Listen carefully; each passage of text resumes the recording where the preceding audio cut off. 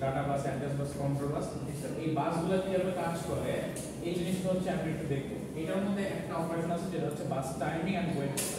তার মানে বাস কিভাবে কাজ করতেছে এটার একটা টাইমিং আছে, আর প্লাস হচ্ছে বাসের কারণে আমাদের এই মাইক্রোপ্রসেসর একটা ওয়েট স্টেটে চলে যাচ্ছে বা একটা হোল্ড পজিশনে চলে যাচ্ছে, ওই জিনিসটা হচ্ছে আমরা ফার্স্ট দেখেন জেনারেল বাস অপারেশন। এটাতে বলা হচ্ছে যে বাস অপারেশনগুলো আমাদের কি হয়। So 8086 has a combined address and data bus commonly referred as a time multiplexed address and data bus। এই যে গতকাল লেখা আছে যে আমরা হচ্ছে 80 থেকে 89 পর্যন্ত পড়তেছিলাম, 80 থেকে 87 আর হচ্ছে 88 থেকে 83 এরকম আমাদের পিন ছিল। তো অ্যাড্রেস আর ডেটা যেটা কি মাল্টিপ্লেক্স ছিল না অথবা কম্বাইন্ড ছিল না, এই কনসেপ্টটাকে মাল্টিপ্লেক্স বলতেছিলাম। ওইটা এখানে বলা আছে।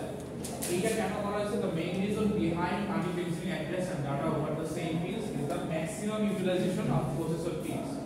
সো আমার প্রসেসরে যে পিনগুলো আছে এইটাতে যাতে আমি ম্যাক্সিমাম ইউজ করতে পারি, অর্থাৎ কম পিন দিয়ে বেশি কাজ করব, এই কনসেপ্টের জন্যই বেসিক্যালি আমরা এইটাকে মাল্টিপ্লেক্স করছি। and it facilitates the use of 40 pin standard DIP। So এই যে আমাদের যে পিনগুলো আছে এরা দেখবেন যে আমাদের মাইক্রোপ্রসেসরে কত 40 পিনস আছে, এই 40 পিনস গুলো আমরা ইউজ করতে পারতেছি এই কারণে হচ্ছে ডুয়াল ইন লাইন প্যাকেজ। তার মানে দুইটা একসাথে হচ্ছে আমরা কাজ করতেছি। So dual in line package হচ্ছে আমরা এখানে ইমপ্লিমেন্ট করতেছি। সো বেসিক্যালি এখন হচ্ছে আমরা বাস টাইমিংটা করব। দেখি all the processor bus cycle consist of at least 4 cycle clock cycle। So আমরা যে বাসগুলো দেখতেছিলাম এই যে মাল্টিপ্লেক্স অবস্থা আছে এইটা কনসিস্ট করে কি চারটা ক্লক খেয়াল আছে। ডিএনডি তে দেখছিলাম সুইচ অন অফ হয়ে যায়, ক্লক প্রেস করলে এই ক্লকের চারটা টাইম সাইকেল, তার মানে চারবার ক্লক অন হয় অফ হয়। এইটা নিয়ে হচ্ছে বেসিক্যালি একটা মেশিন সাইকেল বলে একটু করে দেখতে পাবো, যেটাকে আমরা বলছি T1 T2 T3 আর T4। সো চারটা ক্লক সাইকেল থাকতেছে T1 T2 T3 আর T4, এগুলা নিয়ে হচ্ছে আমরা কাজ করতেছি। The address is transmitted by the processor during T1, it is present on the bus only for one cycle, clock cycle। So গতকালকে maybe আমরা এটা বলেছিলাম যে শুধুমাত্র স্টার্টিং আমাদের অ্যাড্রেসটা থাকে আর তারপরে অ্যাড্রেসগুলো আমরা পাই না। সো এইখানে আমরা যে সাইকেলটার কথা বলেছিলাম ওইটা একটু ডিটেইলস করব। যে সাইকেলের মধ্যে চারটা যে আমাদের ক্লক সাইকেল আছে, প্রথমটাতে শুধুমাত্র অ্যাড্রেস থাকে বাসের মধ্যে, আর কিছু থাকে না। সো প্রথমে বাস থাকবে, তারপরে বাসের পরে এক্সিকিউশনগুলো শুরু হবে। সো এখন আমরা দেখি মেশিন সাইকেল জিনিসটা কি। এই যে আমরা চারটা ক্লক নিয়ে বললাম না যে একটা সাইকেল হয়, এই সাইকেলটাকে বেসিক্যালি আমরা বলতেছি মেশিন সাইকেল। সো এই machine cycle consist of at least 4 clock cycle. So চারটা ক্লক সাইকেল নিয়ে সে হচ্ছে কনসিস্ট। এগুলা কি কি আমরা দেখি T1 T2 T3 আর T4। সো এগুলাতে কি কি আছে? ফার্স্টে T1 এ কি অ্যাড্রেসটা আউটপুট হিসেবে আসে। T2 তে কি হয় বাস সাইকেল টাইম, এখানে অপারেশন করার জন্য বাস সাইকেল টাইমটা কি থাকে এই জিনিসটা হচ্ছে আমরা ডিসাইড করব। তারপরে T3 তে হচ্ছে ডাটাটা সাপ্লাই করে অথবা রিসিভ করে। আর T4 এ কি হয় data latched by CPU control signal stream. So latched by হচ্ছে কি আমাদের কাজ কমপ্লিট হয়ে গেছে আর সিগন্যালটা রিমুভ করেছে। এগুলা ডিটেইলস আমরা একটু দেখব, জাস্ট এই ডিটেইলসটা এই স্লাইডে দেওয়া আছে যে কিভাবে কাজ করে।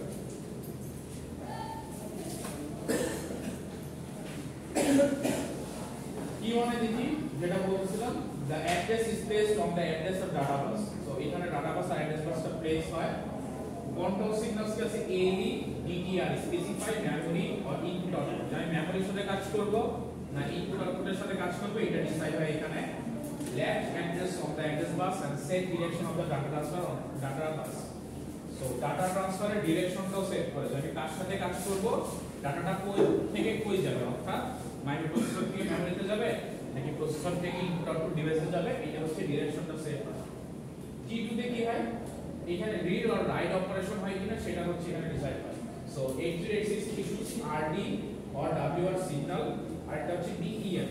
DNT enables the memory or input output device to receive the data for writes and 8086 receive the data for reads। So DEN যেটা enable থাকে তখন মানে কি সে এই পিন অথবা এই পিনের সিগন্যালের উপর ডিপেন্ড করে রিড সিগন্যাল যদি অন থাকে তাহলে রিড করবে, যদি রাইট সিগন্যাল অন থাকে তাহলে হচ্ছে রাইট করবে। তার সাথে ইনপুট আউটপুট ডিভাইস অর মেমরির সাথে। আচ্ছা T3 তে কি হয় দেখি, T3 তে কি করে, মেমোরি টু অ্যাক্সেস ডাটা, তার মানে এইখানে আমার বাসটা কি করে, যে মেমোরিতে ঢুকে হচ্ছে অ্যাক্সেস ডাটা অ্যাক্সেস করে, এই জিনিসটা বলা আছে। Ready pin is sampled at the end of T2 if load T3 becomes a weight display. এটা একটা হচ্ছে আমাদের এক্সেপশনাল একটা কনসেপ্ট আছে, এটা একটু পরে দেখব। বেসিক্যালি এই কনসেপ্টটাই বেশি ইম্পর্টেন্ট এখানে। T4 এ কি হয়, all the bus signals are deactivated. So T4 এ মানে কি, T3 তে সব কাজ শেষ, এখন আমি রিলিজ করে দিচ্ছি। So all the bus signals are deactivated in preparation for next bus cycle. তার মানে পরের সাইকেল স্টার্ট করার জন্য প্রিপারেশন হয়। Data is sampled for read, writes, occurs for writes.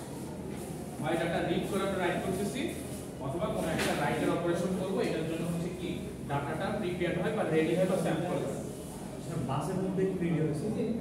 বাসের মধ্যে রেডি হয় না, ওই টাইমটাতে রেডি হয়, যে বাস যে টাইমটাতে ওই টাইমটাতে রেডি হয়। রেডি হওয়ার সময় হচ্ছে বাস, মানে বাস বেসিক্যালি কি করে, এক জায়গা থেকে ডাটা ট্রান্সফার করে আরেক জায়গায় নিয়ে আসে। এই মাঝে কি কাজটা হয়, এই মাঝে হচ্ছে এই চারটা স্কেলের কাজ হয়। প্রথমে অ্যাড্রেস থাকে, অ্যাড্রেসের পরে হচ্ছে আমরা কি করতেছি, T2 তে হচ্ছে ডিসাইড করতেছি মেমোরিতে আমরা পাঠানো যাবে নাকি হচ্ছে ইনপুট ডিভাইসে যাবে। তারপরে T3 তে শুধুমাত্র পাস করে, অ্যাক্সেস করে, হয় রিড করে অথবা সে হচ্ছে ট্রান্সফার করে দেয়। T4 এ গিয়ে আবার এগুলোকে সে রিলিজ করতে থাকে। তার মানে এই পুরো সাইকেলটা হচ্ছে কমপ্লিট হয়। বেসিক্যালি ট্রান্সফার হচ্ছে কই, T3 তে, আর বাকিগুলো হচ্ছে স্টার্টিং এন্ডিং করতে যায়। এই চারটা সাইকেলে হচ্ছে আমাদের এই অবস্থা। সো এই বাস টাইমিং যদি রাইট অপারেশনের জন্য আসে, এটা হচ্ছে মেমরি রাইট অপারেশনের জন্য। এটা যদি একটু খেয়াল করে দেখি যে আমাদের ফার্স্টে এই অ্যাড্রেসে T1 এ অ্যাড্রেস লোড হচ্ছে, তারপরে হচ্ছে T2 তে যাচ্ছে। দেখেন এই পিনগুলো, এই পিনগুলো ডিপেন্ডস করতেছে কোনটাতে, মানে কোন সাইকেলে কোনটা কাজ করে। সো আমরা দেখতেছিলাম কি T1 আছে হচ্ছে অ্যাড্রেস, যেটা হচ্ছে ALE আর DTR। সো আমরা একটু খেয়াল করে দেখি এখানে ডায়াগ্রামটাতে। সো ALE আর হচ্ছে এই DTR, এই দুটো দেখেন একই অবস্থায় আছে। T1 এ কি অ্যাক্টিভ হয়ে গেছে উপরের দিকে, নরমালি এখান থেকে স্টার্ট হচ্ছিল, যখন T1 স্টার্ট হচ্ছে অ্যাক্টিভ হয়ে সে অ্যাক্টিভেট থাকতেছে। তার মানে এখানে ডাটা ট্রান্সফারটা অন হচ্ছে, DT মানে data transfer or read. So data ট্রান্সফারটা অন হচ্ছে। নেক্সট ALE কি হচ্ছে, ALE গিয়ে এখানে T1 এ অ্যাক্টিভেট হচ্ছে, যেটা আমরা একটু আগে দেখলাম, সে অ্যাড্রেসটা পাস করতেছে। সো অ্যাড্রেস হচ্ছে কোথায়, ALE, এই যে ALE হচ্ছে গিয়ে একটা হচ্ছে 0 থেকে 50, আর এইখানে হচ্ছে স্ট্যাটাস সিগন্যাল, যেটা গতকালকে দেখছিলাম এইখানে, এই দুটোতে অ্যাড্রেস কোড হচ্ছে। তারপরেরটাতে কি হচ্ছে, পরেরটাতে খেয়াল আছে, এই DEN পিনটা হচ্ছে অ্যাক্টিভেট হয়। তারপরে মেমরি রাইট করবে না রিড করবে এটার জন্য। সো এইটা কি দেখতেছি আমরা, রাইট অপারেশন, এই জন্য আমরা হচ্ছে রাইট পিনটা দেখতেছি। সো যখন এখানে যাচ্ছে গিয়ে সে অ্যাক্টিভেট হয়ে তারপর হচ্ছে কি এইখানে অ্যাক্টিভেট হচ্ছে। দেখেন ফার্স্টে কিন্তু নরমালি যাচ্ছে, DEN কেন অ্যাক্টিভেট হচ্ছে নিচের দিকে, কারণ DE পিনটা কি বার আছে। সো যখন সে T2 তে যাচ্ছে গিয়ে নিচে নামতেছে, সো অ্যাক্টিভেট হচ্ছে, অ্যাক্টিভ হয়ে সে চলতেছে কতক্ষণ পর্যন্ত, যতক্ষণ না পর্যন্ত শেষ হচ্ছে, কমপ্লিট হচ্ছে ততক্ষণ পর্যন্ত। আর রাইট অপারেশনে কি হচ্ছে, এই T3 তে T2 তে গিয়ে কিন্তু DEN অ্যাক্টিভেট হওয়ার পরে রাইট অপারেশন হচ্ছে অ্যাক্টিভেট হচ্ছে, কারণ এইটা তো হচ্ছে বার আছে। সেটা হচ্ছে রাইট অপারেশনের জন্য চারটা সাইকেলে পিনগুলো কি রকম থাকে, কখন অ্যাক্টিভেট হচ্ছে কখন ডিঅ্যাক্টিভেট হচ্ছে। আর এইটা হচ্ছে রিড অপারেশনের জন্য সেম কাজ, শুধুমাত্র পিনটা চেঞ্জ, একটা হচ্ছে রাইট অপারেশনের রাইট পিন ছিল, আর একটা হচ্ছে রিড। সো রিডটা নরমালি যাচ্ছে, যখন T0 পাচ্ছে তখন অ্যাক্টিভেট হচ্ছে।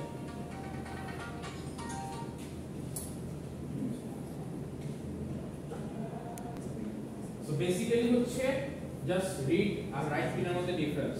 সো এই একটু দেখবেন, কোশ্চেন আসতে পারে, এরকম একটা ডায়াগ্রাম আঁকা, আঁকতে পারবেন না, এটা একটু মাথায় রাখতে হবে, এরকম আঁকতে হবে স্যার। হ্যাঁ, সো পিনগুলো দিয়ে আঁকতে হতে পারে, রাইট অপারেশনে বাস টাইমিং ডায়াগ্রাম, আর হচ্ছে রিড অপারেশন। আরেকবার আমি কইছিলাম চারটা সাইকেল আছে, কোন সাইকেলে কোন পিনটা অ্যাক্টিভেট থাকে এটার উপর ডিপেন্ডস করে হচ্ছে আমাদের এই সাইকেলের ডায়াগ্রামটা।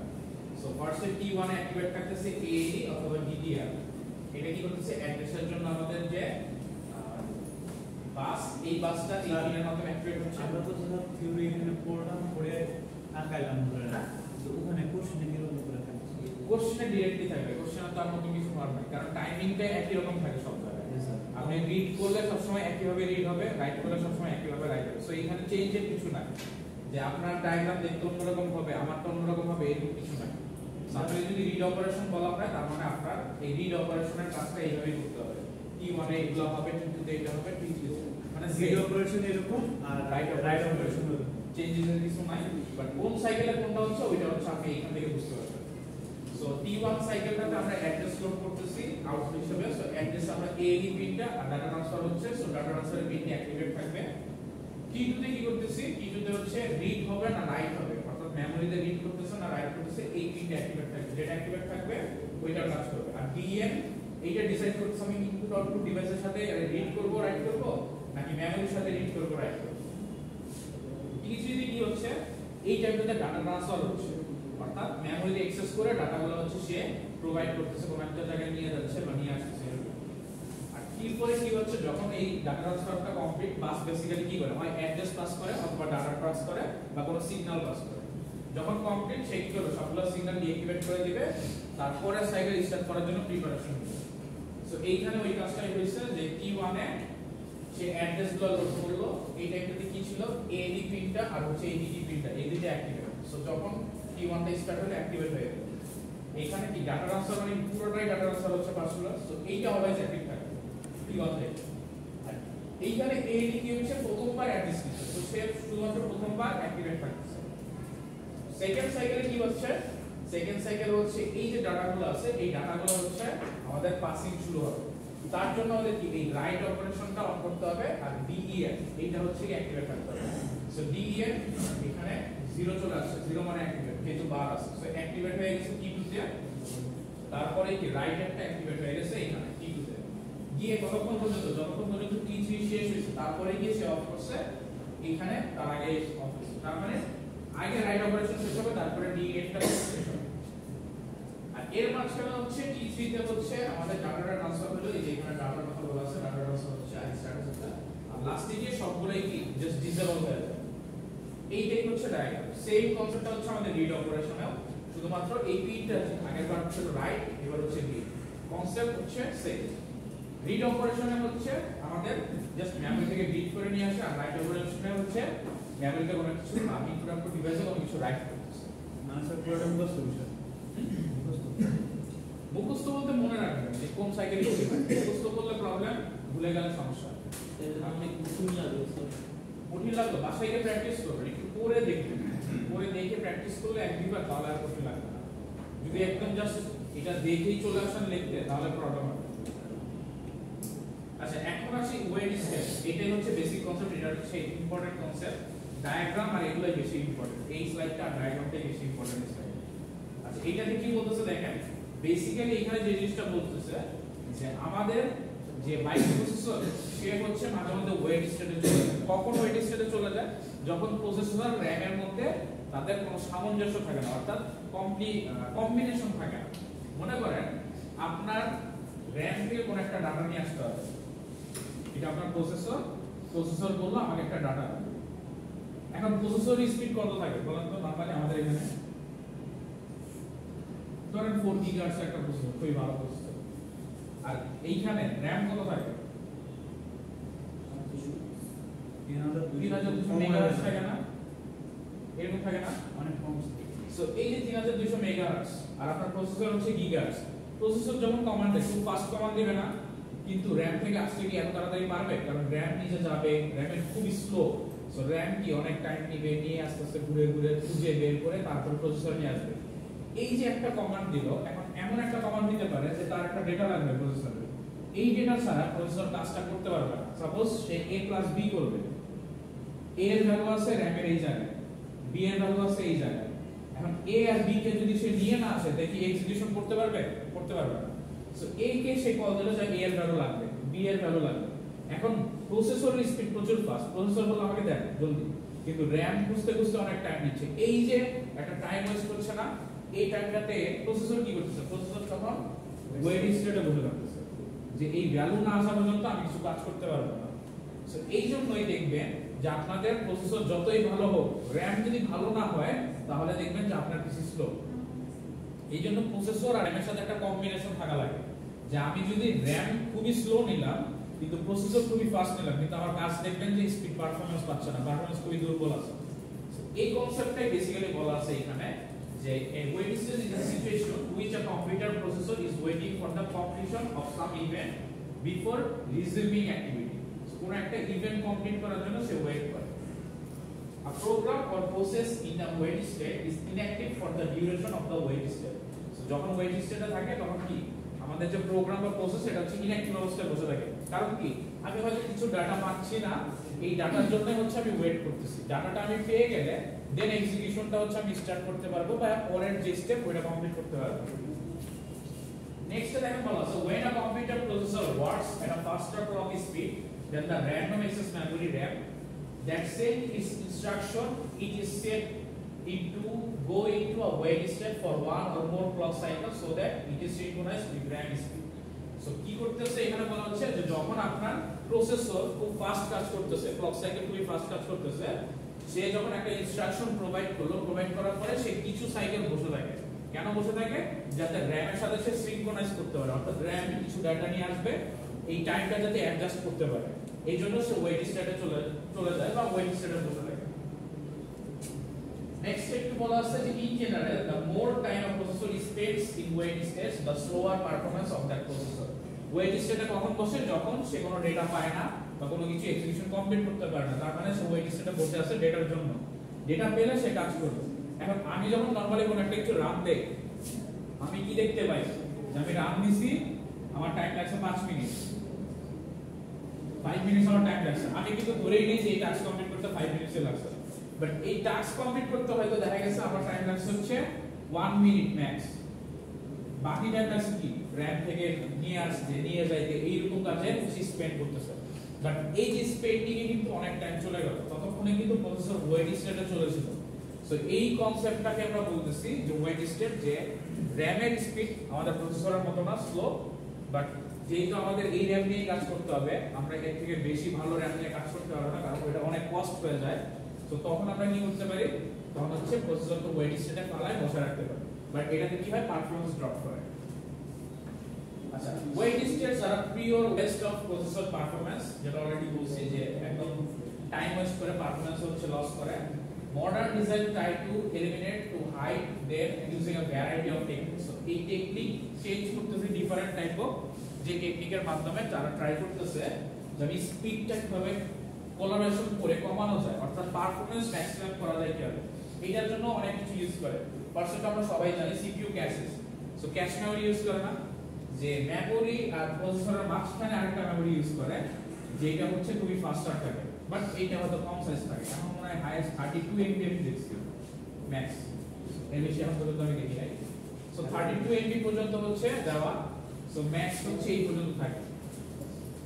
সো এইটা কি করে? এইটা হচ্ছে RAM এর সাথে গিয়ে রাখে। এইটা কিভাবে কাজ করে? মোস্ট রিসেন্ট অ্যাক্টিভিটিটা তার মধ্যে রাখে, কারণ আমাদের টেন্ডেন্সি থাকে যেটা আমরা ইউজ করি ওই টাইপের রিসেন্ট অ্যাক্টিভিটিগুলো ব্যবহার করি। যেমন আপনি যদি চিন্তা করেন আপনি একটা ডকুমেন্ট লিখতেছেন, আপনি কিন্তু ডকুমেন্টই লিখবেন। সো যখন আমি ডকুমেন্ট রিলেটেড সবকিছু নিয়ে রাখবো আমার এই 30 MB মেমরিতে, সো আমি খুব ফাস্ট আপনাকে প্রোভাইড করতে পারবো। কিন্তু আপনারা অনেক সময় আমরা এই কাজটা করি, দেখা গেছে যে ফার্স্টে যখন একটা প্রোগ্রাম লোড করি খুবই টাইম লাগে, বাট একবার লোড করার পরে যদি আপনি কেটে দিয়ে আবার অন করেন দেখবেন কম টাইম লাগবে। কারণ কি? এই ক্যাশ মেমরিতে এটা লোড হয়ে থাকে। সো পরের বার যখন আপনি অন করেন ক্যাশ থেকে ডিরেক্ট চলে আসে, তখন আর বেশি টাইম লাগে না। বাট একদম ফার্স্টে সে যদি মেমোরিতে পায় তাহলে মেমোরি থেকে আনে, আর যদি মেমোরি থেকে না পায় তাহলে কোথা থেকে আনে? আবার হার্ড ডিস্ক থেকে নিয়ে আসে। সো অনেক টাইম লাগে। এইজন্য প্রথমবার কোনো অ্যাপ্লিকেশন অন করতে গেলে এবার প্রচুর টাইম নিচ্ছে। সো এইটা একটা কনসেপ্ট যেখানে আমরা হচ্ছে ক্যাশ মেমরি ইউজ করে এটাকে পারফরম্যান্সটাকে বুস্টিং করতে চাই। ইনস্ট্রাকশন পাইপলাইন আমরা এখানে করব এই কোর্সের মধ্যে। পাইপলাইন হচ্ছে একসাথে মাল্টিপল টাস্ক করার টেকনিক, অর্থাৎ এবিসি এর 4টা পার্ট, ধরেন এ টাস্ক এটা 4টা পার্ট, কিন্তু এইটা যে 2টা নাই, এটা নেই T2 T3 T4 এরকম করে 4টা পার্ট হচ্ছে সে নিচ্ছে 1 বাই 1। এই কনসেপ্টটা হচ্ছে পাইপলাইনিং কনসেপ্ট হচ্ছে আমার এ টাস্কটা কমপ্লিট করতে 4টা জিনিস লাগে। সো আমি কি করতেছি? বি টাস্কটাও দেখতেছি, বি টাস্ক কমপ্লিট হতে হয়তো আমার 4টা জিনিস লাগে, T1 T2 T3 আর T4। এখন যখন এ টাস্কের T1 টা কমপ্লিট, তখন আমি কি করতেছি? বি টাস্কের T1 টা স্টার্ট করে দিচ্ছি। সো আমি যে কনসেপ্টটা ইউজ করতেছি যে যখন যে কম্পোনেন্টটা ফ্রি হয়ে গেছে ওই কম্পোনেন্টটা আমি স্টার্ট করে দিচ্ছি। সেটা কি একসাথে অনেকগুলো কাজ মাল্টি টাইম করতেছে, অর্থাৎ একসাথে প্যারালালি অনেকগুলো কাজ করতেছে। প্যারালালি সে হচ্ছে কাজ করতেছে। T1 যখন ফ্রি হয়ে গেছে আমি B এর T1 টা অ্যাক্টিভেট করে দিচ্ছি। সো এইটার একটা কনসেপ্ট আমরা দেখব, দেখলে আমরা আস্তে আস্তে বুঝবো। সো এই পাইপলাইনিং কনসেপ্টটা হচ্ছে এখান থেকে আসছে যে আমি মাল্টিপল প্যারালালি হচ্ছে একসাথে অনেকগুলো টাস্ক কমপ্লিট করতেছি। ইনস্ট্রাকশন প্রিফেস বলতে বোঝাচ্ছে যে আমি কোনো কিছু স্টার্ট করার আগে থেকে লোড করে নিয়ে আসবো সবকিছু, এটা হচ্ছে প্রিফেস। আর সাইমultaneous মাল্টি থ্রেডিং বলতে ওই যে আমরা থ্রেডিং কনসেপ্ট করছি জাভাতে, ওইটা ছিল হচ্ছে আমাদের সফটওয়্যার থ্রেডিং। এইখানে হার্ডওয়্যারের একটা থ্রেডিং আছে, অর্থাৎ আমার প্রসেসর এই যে বিভিন্ন থ্রেড দেখেন না, 8 থ্রেড 12 থ্রেড, এই থ্রেডিং কনসেপ্টটা ইউজ করে একসাথে। পুরো থ্রেড কি মানে একটা আরেকটা ডাবল হয়ে সবসময় কোর 1 মিলে থ্রেড হয়? না না না, এইরকম কোনো কিছু না, এরকম কোনো ডিপেন্ডেন্সি মানে নাই। দেখছি ইন্টেলের প্রসেসরগুলোতে এরকম হয় যে ম্যাক্সিমাম এরকমই থাকে যে আপনার কিন্তু আমি এরকমও দেখছি যে 8 কোর প্রসেসরের 12 থ্রেড আছে, এরকম কিন্তু আছে, আপনারা দেখেন। স্যার কথা হচ্ছে যে RAM ধরে নেন যে 5600 গিগাহার্টজ না 5000, আমার RAM হচ্ছে 6200, আমি CPU তে কমায় রাখছি 5200 তে, তাহলে এটা কি আরো বাড়ায় ঠিক করে নেওয়া ভালো নাকি কম রাখা ভালো? বুঝি নাই কথা। আমার RAM হচ্ছে 5600 না 6200 মেগাহার্টজ, আমি CPU থেকে মানে এই BIOS এ যায় সেটা কাস্টমাইজ করে 5200 রাখছি, এটা কি আমার বাড়ায় দেওয়া উচিত নাকি আবার পর্যাপ্ত অবস্থাতে রাখা উচিত? ডিপেন্ডস করে আপনার প্রসেসরের উপরে, প্রসেসর যদি কেপেবল হয় নিতে পারে তাহলে পারবে। প্রসেসর তো নিতে পারবে। এখন আপনার RAM এর উপরে ব্যাপার স্যাপার আছে, RAM যদি ওভারহিট হয়ে নষ্ট হয়ে যায় তার থেকে 5000 রাখা ভালো, ওভারহিট যাতে না হয়। RAM কোন ব্র্যান্ডের এগুলোর উপর ডিপেন্ডস করে। কিছু যেমন ওই যে আমাদের প্রসেসর বলে না ওভারক্লকিং করা, সো ওভারক্লকিং যখন করি তখন কি হিট জেনারেট করে। এখন আপনার যদি ওরকম কুলার থাকে যেটা হচ্ছে হিটটাকে কন্ট্রোল করতে পারে তাহলে ফাইন আপনি করেন, বাট ওভারহিট যদি হয়ে যায় তখন কিন্তু প্রসেসর ডেড হয়ে যায়। স্যার RAM এর তো আলাদা করে কোনো কুলার নেই, ওটা তো RAM এর নাই, বাট আপনার ওই যে সিডোরের যে ফ্যান আছে CPU ফ্যান, ওই ফ্যান দিয়ে কন্ট্রোল CPU তো লিকুইড কুলার নিয়ে করতে। সো আপনার যদি এটা পসিবল হয় ওইটার উপর ডিপেন্ডস করে। এখন ওইটা কি টেম্পারেচার হবে ওইটা হচ্ছে গিয়ে যারা বসে বসে টেম্পারেচার মেপে দেখে ওরা বলতে পারবে। সো আমরা এরকম আইডিয়া করে বলতে পারবো না যে এটা কি আসলে নষ্ট হয়ে যাবে কি নষ্ট হয়ে যাবে না, কারণ ওভারহিটের জিনিস নষ্ট হবে। সো এই ওভারহিটের ইস্যুর জন্যই আমরা চাইলেও আমাদের পারফরম্যান্স হাইয়েস্ট ইউজ করতে পারি না। যেমন আপনি যদি চিন্তা করেন যে আমি ক্যাশ মেমরি অনেক বাড়াইতে পারি তাহলেই তো হয়, কিন্তু ক্যাশ মেমরি বাড়াইলে অনেক প্রেসার পড়বে, প্রেসার পড়লে হিট জেনারেট হবে যেটা হচ্ছে পাওয়ার কনজাম্পশন বেশি হবে। এত পাওয়ার কনজাম্পশন করলে আপনি আবার সিপিইউ চালাবেন না, এই প্রসেসর আপনি ইউজ করবেন না। মনে করেন আপনি মাসে বিল দিচ্ছেন 10,000 টাকা একটা কম্পিউটার, কারণ আপনি কি এই কম্পিউটার চালাবেন? জীবনও চালাবেন। সো অনেক কিছু হিসাব করে আর কি ওরা ব্যালেন্স করে, সো জাস্ট পারফরম্যান্সও দেখে না। আচ্ছা এইটাই জাস্ট বেসিক্যালি আমাদের ওয়েট স্টেপ। আর এখানে লাস্ট অফ অল আছে যে এই ওয়েট স্টেপটা কন্ট্রোল করা হচ্ছে রেডি পিনটা। Ready pin is controlled to insert wait step. So when ready pin is placed to 0, the microprocessor enter into wait steps and different cycle. So ready pin যদি 0 থাকে তাহলে সে হচ্ছে wait step এ চলে যায়, আর ideal থাকে। আর যদি ready pin 1 থাকে তাহলে সে কি ডাটা ট্রান্সফার বা যে কাজটা করতেছিল ওই কাজটা কমপ্লিট করে। সো এটাই হচ্ছে আমাদের বেসিক্যালি হচ্ছে আমাদের এই স্লাইড আমাদের শেষ। নেক্সট স্লাইডে পড়ার কিছু নাই, নেক্সট আরেকটা স্লাইড আছে, বাট এটাতে জাস্ট ফিচারগুলো বলা, যে কোন প্রসেসর কি কাজ করে। ক্যাশ মেমরি স্যার ফুল হয়ে যায় না? স্যার ফিচারগুলো না আমরা ক্যাশ মেমরি ফুল হয়ে যায় না? হ্যাঁ ক্যাশ মেমরি ফুল হয়, তখন হচ্ছে এটা আবার নরমালি হচ্ছে কি আস্তে আস্তে মানে যেটাকে বলতেছি আমি যে ট্রান্সফারিং এর মধ্যে থাকে, যে এটা ফুল হয়ে গেছে এটা আবার পাস করে দিচ্ছে র‍্যামে দিয়ে জায়গার স্পেস খালি করে দিচ্ছে, নিয়ে আবার হচ্ছে রিসেন্ট যেটা আসছে ওইটা নিয়ে আসছে অটোমেটিক। হ্যাঁ এটা ডাইনামিকলি করা। সো ডাইনামিকলি করা এই কারণেই যে আপনার হচ্ছে বারবার যাতে রিসেন্ট অ্যাক্টিভিটিটাই হচ্ছে থাকে। এইগুলো সব ডিপেন্ডস করে অপারেটিং সিস্টেম। অপারেটিং সিস্টেম এগুলো সব হ্যান্ডেল করে, শিডিউলিং কোথার করে কি যাবে, আবার হচ্ছে মাল্টি থ্রেডিং এর কনসেপ্ট আছে, আর্কিটেকচার কম্পিউটার আর্কিটেকচারের উপরে পিএইচডি হয়। সো এই যে যারা পিএইচডি করে তারা হচ্ছে এগুলো নিয়ে কাজ করে, কিভাবে একটার পর একটা থ্রেডিং করবে, কিভাবে চেঞ্জ করবে। আচ্ছা এখানে ওই ফ্যামিলিগুলো দেওয়া আছে, এগুলো আমরা অলরেডি দেখে আসছি আমরা। জি স্যার অলরেডি দেখে আসছি। এই ফ্যামিলি কি কাজ করে, কত বিট ডেটা, জাস্ট এইগুলাই দেওয়া, দেখতে কি রকম।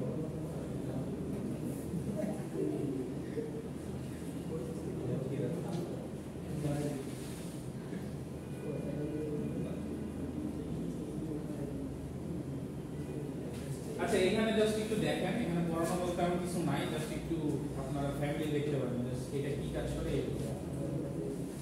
এই স্লাইডটা জাস্ট একটু দেখবেন, আর বেশি কিছু নাই, ইম্পর্টেন্ট কিছু নাই।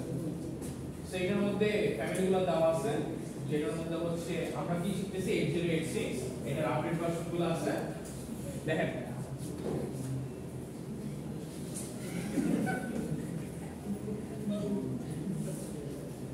এই কাজ করা যাবে না বাইরে ক্লাসের বাইরে গিয়ে আচ্ছা দেখেন মাইক্রোসফট আমরা 8086 করতেছি এইগুলার আপডেট করতে করতে লাস্টে আমাদের এই যে কোডগুলো আসছে দেখেন 80186 আসছে যেটার ফিচার কি ডাটা বাস ছিল 16 অ্যাড্রেস বাস ছিল 20 স্টিল 1 মেগাবাইট মেমরি সাইজ 80286 এ কি আসলো যে আমাদের এই অ্যাড্রেস বাস চেঞ্জ হয়ে 24 হয়ে গেল যেটাতে মেমরি চলে আসলো 16 মেগাবাইট 80386DS 32 হয়ে 4 গিগাবাইট মেমরি স্পেস চলে আসছে ম্যাক্সিমাম 4 গিগাবাইট আপনি ইউজ করতে পারবেন এই সিপিইউর সাথে 80486 এর 32 এখানে হচ্ছে 4 gigabyte sorry 4 gigabyte sir memory সাইজটা কি মানে কোনটা হার্ড ডিস্কের মেমরি সাইজটা হচ্ছে আপনার র‍্যাম যে ইউজ করতে ম্যাক্সিমাম কত ইউজ করতে পারবেন ম্যাক্সিমাম ডিপেন্ডস করতেছে আপনি কতগুলো লোকেশন রাখতে পারতেছেন মেমরি সাইজ আপনি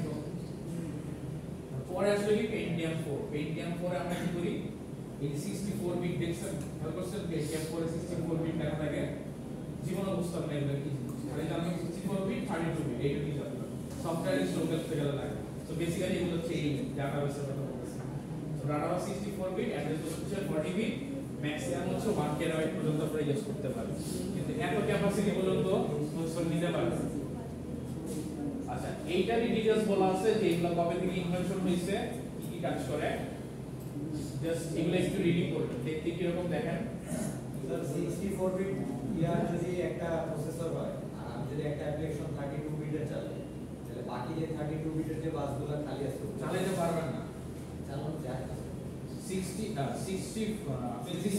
বিট চালানো যায় 64 এ 32 চালাবেন হ্যাঁ এটা পসিবল তাহলে বাকি 32 বাকিগুলো ইউজ হচ্ছে না বাকিগুলো আপনারা ইউজ করতেছেন না আমি শুনছি 16 এ আপনি 32 করবেন এটা পসিবল না 16 আমি ইউজ করছি আপনারা 16 ইউজ করছেন আমি তো 16 ইউজ করছি অনেক আগে XP তে ইউজ হতো দুইটা বিটে তখন কন্ট্রোল করা যেত যে আমি কোন বিট মোডে চলবো 16 বিট নাকি 32 বিট সো পিসি রিস্টার্ট করা লাগবে তো এখানে আমরা যে একটা গেম খেলতাম কি গেম জানেন রোড রাশ না ভার্চুয়াল কাপ মনে হয় খেলতে গেলে 16 বিটে ভালো লাগছে না তখন আমি 32 বিট থেকে কনভার্ট করে 16 বিটে নিয়ে আসলাম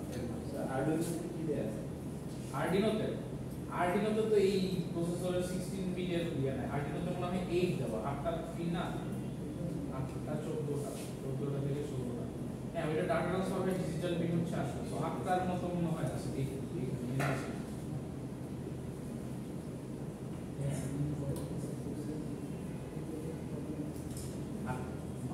আরডিনো মেইনলি হচ্ছে প্রসেসর না এটা হচ্ছে মাইক্রো কন্ট্রোলার এটা হচ্ছে লাস্টের দিকে হয়তো আমরা টাইম প্ল্যান করব আরডিনো আর রাসবেরি পাই একটু দেখব আচ্ছা এইখানে এটা একটু স্লাইডটা দেখবেন এটা কিছু করানো নাই অলরেডি এইগুলো আপনারা করে ফেলছেন সব এগুলো আপনারা জাস্ট দেখলেই বুঝবেন তো আপনাদের এই পর্যন্তই হচ্ছে সিলেবাস মিডের সিলেবাস এই পর্যন্ত আর পড়ানোর তেমন কিছু নাই তো সিলেবাস শেষ না হ্যাঁ স্যার বৃহস্পতিবার কি করাবেন স্যার ভিডিও করবেন সিটির পরে কি আর কোনো ম্যাথ করাইছেন আস্তে আস্তে একজন বলেন সিটির পরে আর কোনো ম্যাথ করাইছেন স্যার সিটির পরে ম্যাথ করাইছি কিনা হ্যাঁ গত ক্লাসে তো করাই আচ্ছা আমরা একটু ওভারভিউ করি ফার্স্ট থেকে কোনগুলো আমাদের ইম্পর্টেন্ট একটু দেখি এই স্লাইড থেকে কি টাইপের কোশ্চেন আসতে পারে সব কিন্তু theoretical so memory management memory কিভাবে কাজ করতেছে সিপিইউ কিভাবে কাজ করে এগুলো বেশি ইম্পর্টেন্ট তারপরে বাস কিভাবে কাজ করতেছে কোন বাস কি কাজ করতেছে এইটা ইম্পর্টেন্ট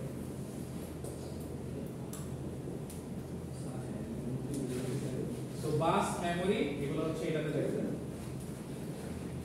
আচ্ছা স্লাইড 2 তে যাই স্লাইড 2 তো সবচেয়ে বেশি ইম্পর্টেন্ট স্লাইড 2 তে তো অনেক কিছু আছে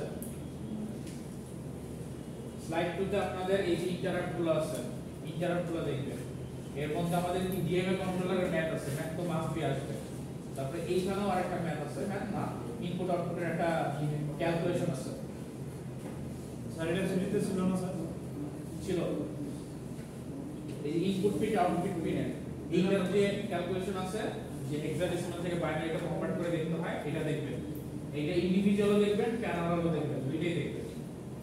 এটা বেশি ইম্পর্টেন্ট।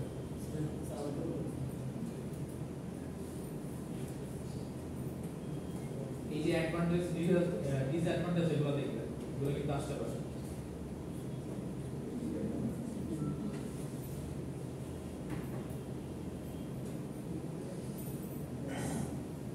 এই কনসেপ্টটাও কিন্তু ইম্পর্টেন্ট, যে ইন্টারাপ্ট প্রিভেন্ট কিভাবে হয়, কি কাজে হয়, এটা কিভাবে হচ্ছে।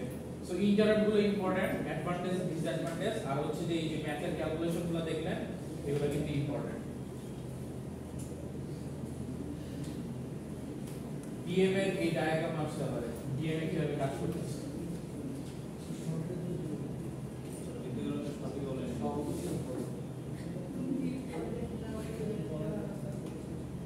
আচ্ছা, এই ম্যাথ তো সবাই পারে, এই ম্যাথ বেশি ইম্পর্টেন্ট।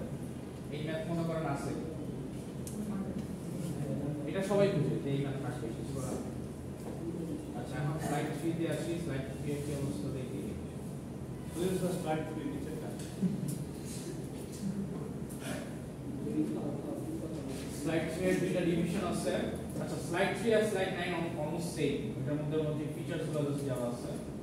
আচ্ছা, এইখানে কোন পিন কি কাজ করে, পিন ডায়াগ্রাম থাকতে পারে। পিন ডায়াগ্রাম থেকে বলা হলো যে কোন পিন কি কাজ করে। স্যার পিন ডায়াগ্রাম কি আঁকতে হবে স্যার? হ্যাঁ, সরল সিস্টেম দ্বারা। এইখানে একটা ছোট ম্যাথ আছে, এটাও আসতে পারে। মোটামুটি স্যার স্লাইড 1 আর স্লাইড 2 করলে 20 কমন পাবো স্যার? সেটা বলতে পারতেছি না। স্লাইড 4 এ এই যে দুইটা ইউনিট কি কাজ করে, এগুলো জাস্ট একটু মাথায় রাখতে হবে।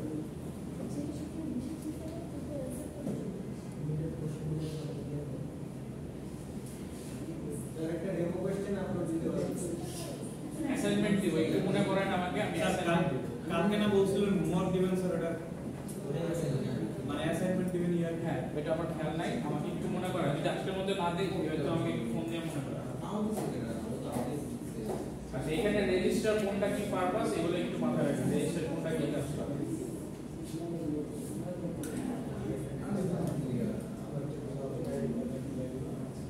এই যে ফ্ল্যাগ, এটা কিন্তু অনেক ইম্পর্টেন্ট। ফ্ল্যাগ কোশ্চেন থাকতে পারে। ফ্ল্যাগ কিভাবে কাজ করতেছে, কোনটা কোন পিন কি কাজ করে, এটা থাকতে পারে। 6 এর আই 6 কি আছে দেখি। 6 এর এখানে 8 গুলো আছে, এটা হচ্ছে বেশি ইম্পর্টেন্ট না। 6 অত বেশি ইম্পর্টেন্ট না, মোটামুটি ইম্পর্টেন্ট। একটু দেখবেন যে মাল্টিপ্লেক্সটা হচ্ছে, আর দেখবেন যে কোন ডেডিকেটে কিভাবে কাজ করে, এটাই ইম্পর্টেন্ট। মাল্টিপ্লেক্সার কোশ্চেন আসবে, মাল্টিপ্লেক্সার আমাদের রেফারেন্স ছিল, এটা আমাদের এই টপিক।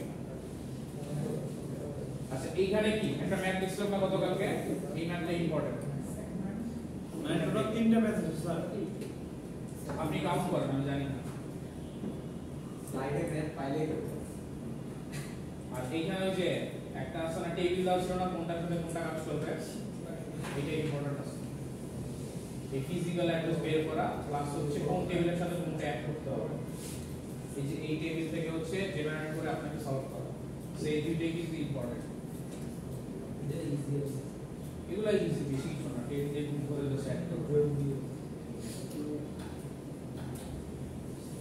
ফার্স্ট টাইমে তো অলরেডি বলে ফেলছি যে ওয়েট ডিসটেন্স, এই যে এই কনসেপ্টটা আপনাদের অনেক আসতে পারে। এই কনসেপ্টটা আপনাকে বলা যেতে পারে র্যাম আজকে দিবেন, অ্যাসাইনমেন্ট কি আজকে দিবেন? হ্যাঁ, আজকে দিই। এই র্যামের কনসেপ্টটা থাকতে পারে। অ্যাসাইনমেন্টের যে কোশ্চেনগুলো আছে, ওগুলো মনে হয় 10টা কি 15টা আছে, ওগুলো কমপ্লিট করবে। ওগুলো কমপ্লিট করলে মোটামুটি আইডিয়া পেয়ে যাবে কোশ্চেন প্যাটার্ন কিরকম হয়।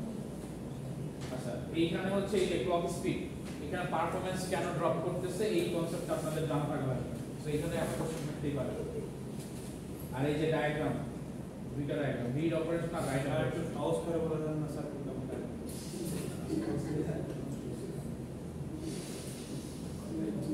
লাস্টে 9 নাম্বার যেটা দেখলাম, এটা তো তেমন ইম্পর্টেন্ট নাই, এটা জাস্ট বিটগুলো নাম্বার দেওয়া আছে, এগুলো একটু দেখবেন। এখানে একটা পেজিং কনসেপ্ট আছে, যদি ওটা পরে করব, এটা ভিডিও পরে করবে না।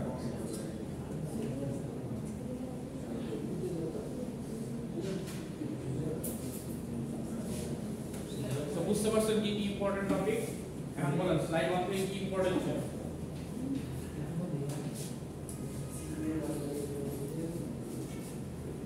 কোশ্চেন কি টাইপের হইতে পারে আমি একটু আইডিয়া দিয়ে দিই আপনাদের। কোশ্চেন হচ্ছে একদম ফার্স্টে থিওরিটিক্যাল, ডেফিনেশন থাকতে পারে ছোট ছোট, এই ওগুলা রাখেন সব, সবগুলোর বাইরে পাঠিয়ে দিবেন স্যার। যেটা স্যার ডকুমেন্টের আনসার স্যার, ডকুমেন্টের সবাই বুঝাচ্ছে। ডেফিনেশন টাইপ থাকতে পারে, তারপরে কি থাকতে পারে অ্যাডভান্টেজ ডিসঅ্যাডভান্টেজ এইরকম টাইপের কোশ্চেন। স্যার মার্কেট রিলেশনটা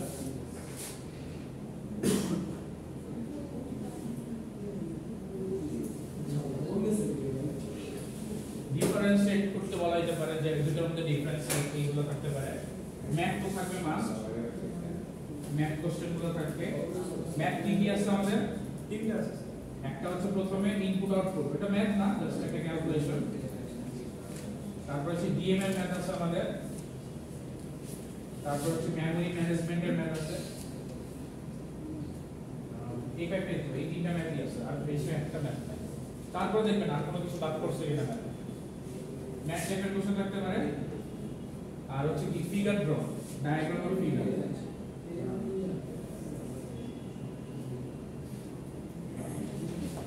সেইগুলো থাকতে পারে। এই টাইপের কোশ্চেনগুলো আপনাদের থাকতে পারে।